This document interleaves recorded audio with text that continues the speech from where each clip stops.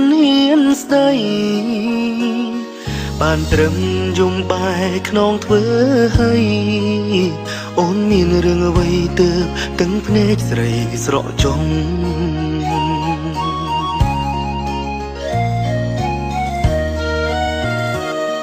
អូនឆ្លើយទាំងក្តុកក្តួលហឹងរតីរូបស្រីអូនមានគេរាំងសាគេផ្ដល់ផ្គត់ផ្គង់ជួយគ្រួសារតែវាសនាទាញចិនដាឲ្យស្នេហ៍បង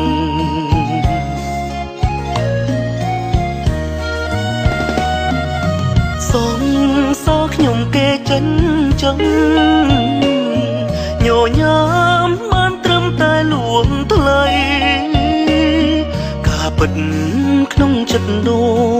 ចខ្សែតែមិនស្អប់ស្រីរឹកស្រលាញ់ខ្លាំងសងសោខ្ញុំគេចាញ់ចឹងចង់យំចង់ស្រែកឲ្យបែកទ្រូងឈឺចាប់ពេលស្ដាប់ឮពាក្យប្រលឹងតែមិនខឹងព្រោះបងដឹងអូនលំបាក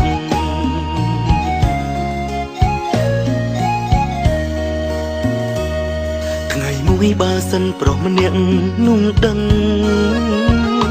យកប្រលឹងចេញពីទ្រូងបងទៅ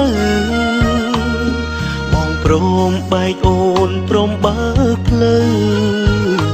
ដើម្បីពើតួបងឈឺក៏បងទ្រាំ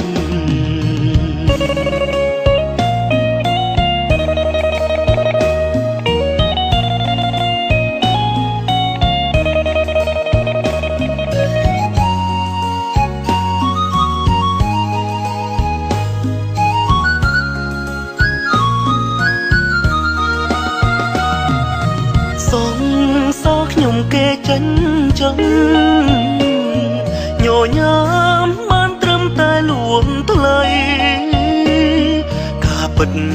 ក្នុងចិត្តដូចខ្សែតែមិនស្អប់ស្រីរឹកស្រលាញ់ខ្លាំងសងសោខ្ញុំគេចាញ់ចឹង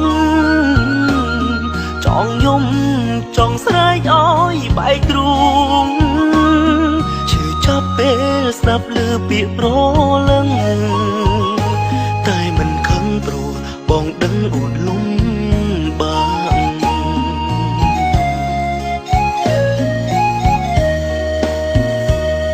ថ្ងៃមួយបើសិនប្រុសម្នាក់នោះដឹងយកប្រលឹងចេញពីទ្រូងបងទៅ